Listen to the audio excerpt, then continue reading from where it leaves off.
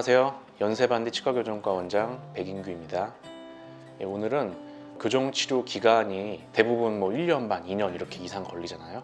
이런 기간들을 늘리지 않고 제 기간 내에 잘 끝낼 수 있게 환자분들이 주의하실 부분들이나 치료를 지연시키는 요소들에 대해서 제가 설명을 드리겠습니다.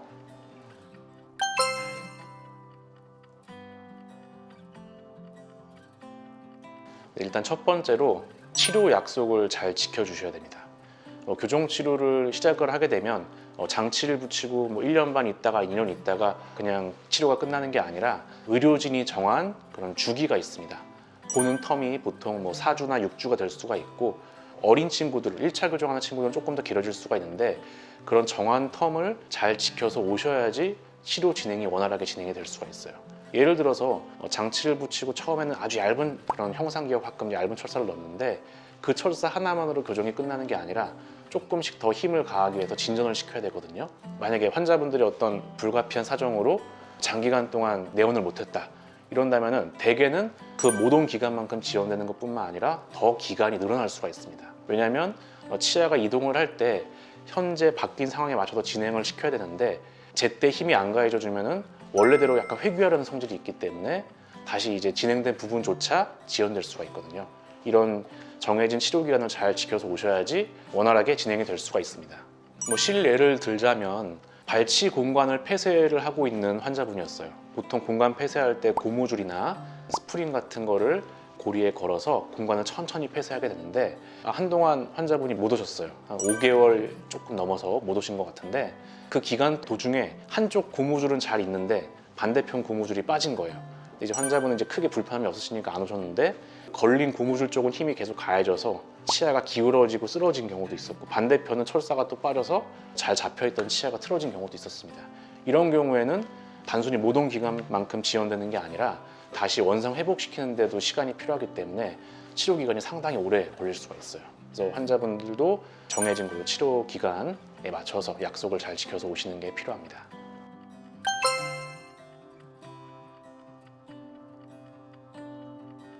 교정 치료하면서 치료 기간을 우리가 단축시킬 수 있는 요소 중에 하나가 구강 위생 관리를 아주 잘 해주셔야 됩니다.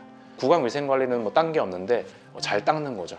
치아하고 잇몸 경계부에 치태나 치석이 많이 끼게 되는데, 이런 음식물들이 낀 거가 좀 빨리빨리 제거가 안 되면 잇몸이 부을 수가 있습니다. 교정 치료 자체가 저희는 이제 무균성 염증 반응이라고 하는데, 치아 이동 자체가 그런 염증 반응이 동반되는 건데, 그 외에 잇몸이 부으면서 염증 반응이 자꾸 심해지면은 이동에도 영향을 미치게 될 수가 있고, 잇몸뼈, 치조골 자체가 관리가 안 돼서 낮아진다면은 이동이 더 저해가 됩니다. 이동에도 한계가 생길 수가 있고, 이동량도 작아지지만 거기다가 치료 기간도 이동 저해 때문에 늘어날 수가 있습니다. 치아 바깥쪽 면허 혹은 안쪽 면허 우리가 장치를 붙이고 하게 되는데, 이 브라켓 주변에도 많이 끼게 되죠, 음식물들이. 근데 이 치아 표면에도 계속 음식물들이 오랫동안 놓여져 있으면은 치아가 약해져요. 대표적으로 치아가 하얗게 되면서 부식되고 삭는 탈회가 생길 수가 있고, 우리가 흔히 알고 있는 충치가 생길 확률이 높아집니다. 근데 이런 탈회, 충치가 관리가 안 돼서 광범위하게 생긴다면은 어쩔 수 없이 교정치료를 잠깐 중단을 하고 장치를 일부 혹은 부분을 떼고 치료를 받고 그 다음에 또 교정치료를 이어나갈 수가 있기 때문에 그 기간만큼은 또 치료 기간에 있어서 지연이 될 수가 있습니다.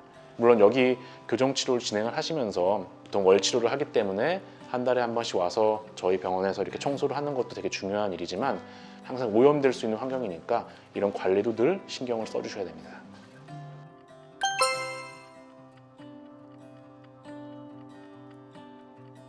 집에서는 치과에서 쓰는 그런 도구는 없으시기 때문에 일반적으로 칫솔로 해야 되는데, 아시다시피 교정용 칫솔이 따로 있죠. 홈이 이렇게 V자 형태로 파져 있는 교정 칫솔이 있을 건데, 제가 경험상으로 봤을 때 조금 더 환자분들이 잇몸을 해치지 않으면서 관리를 잘할 수 있는 거는 이제 미세모 교정용 칫솔을 쓰는 겁니다. 그래서 일반적으로 처음에 닦을 때는 교정용 칫솔을 이용해서 전체적으로 닦아주시고, 사실 안 되는 부분들이 있을 수밖에 없어요. 왜냐하면 이런 부착물도 있기 때문에 그런 내부가 교정 칫솔로 잘 접근이 안 되기 때문에, 그런 경우에는 얇은 치과 칫솔을 사용해서 세워서 쓰거나 이런 걸 통해서 관리를 잘 해주셔야 되고, 뒤쪽 부분, 맨 어금니 뒤쪽 부분은 또 접근이 잘 안 되거든요. 그럴 때는 이제 엔드 터프트 브러쉬라고 해서 뒤쪽 부분을 닦는 그런 전용 칫솔이 있는데, 이제 그런 걸로도 관리를 꾸준하게 잘 해주셔야 됩니다.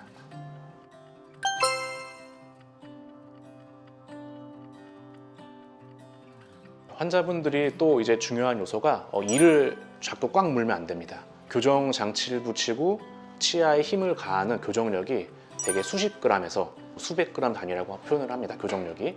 근데 사람의 교합력은 이제 수십 kg 단위예요. 자기 몸무게에 거의 비견될 정도로 세기 때문에 교정력이 이런 내가 무는 힘을 이길 수가 없어요. 근데 자꾸 이렇게 꽉꽉 문다. 그러면 치아 이동에 있어서 저해가 될 수밖에 없습니다. 교정력을 가해서 일정 이상 이동을 하더라도 치아 씹는 면을 보시면 아시겠지만 이렇게 평평하지가 않죠. 이렇게 울퉁불퉁하기 때문에 굴곡이 있어서 꽉 물게 되면은 그 위치로 이제 뾰족한 것과 이 오목한 부분이 닿게 되면서 물리는 건데, 이런 모양 때문에도 꽉 물게 되면은 치아 위치가 원래대로 회귀를 하게 되는 겁니다. 그래서 평상시에 그런 꽉 무는 습관들은 좀 피하시는 게 좋고, 이는 항상 떠 있고 입술은 살짝 다물고 있는 게 교정 치료하는 데 있어서 도움이 됩니다.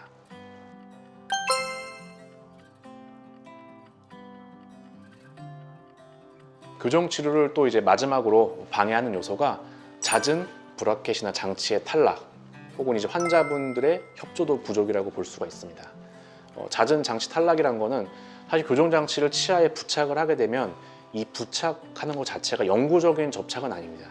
임시적인 부착인 건데 무리한 힘이 가해지면 당연히 장치는 떨어질 수가 있는데, 이게 또 너무 자주 떨어지게 되면 장치가 떨어진 치아는 적당한 교정력을 못 받기 때문에 치아가 다시 회귀할 수가 있고요. 그리고 다음번 진료 시에 이 치아가 어느 정도 진행이 될 걸 예상을 해서 철사를 바꿔야 되는데 이런 작업들이 지연될 수가 있겠죠.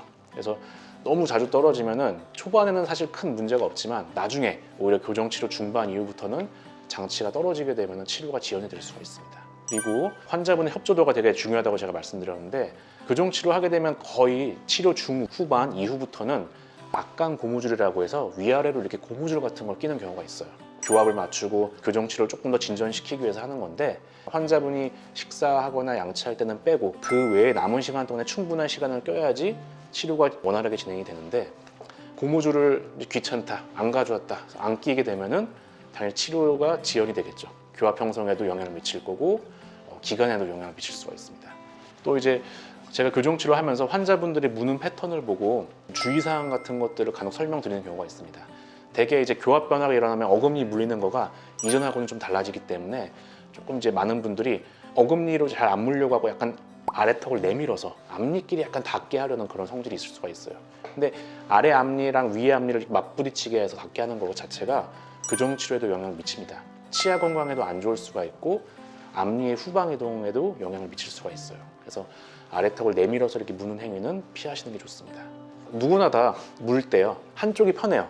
양쪽으로 사실 균등하게 씹는 분은 거의 없습니다. 그러니까 한쪽이 다 편한데 너무 심하게 편측으로 저작을 하게 되면은 치아 이동에도 영향을 미쳐요. 예를 들어서 철사가 자꾸 한쪽으로 돌아갑니다. 그런다면 중심선이 심한 경우에 틀어지는 경우도 있고, 또 한쪽으로 와이어가 빠지면서 치아 배열에 놨던 게 틀어지는 경우도 있어요. 그래서 편측 저작이 누구나 다 약간 편하지만 부드러운 음식물들을 양측으로 균등하게 씹어주는 게 교정치료에 오히려 도움이 될 수가 있습니다.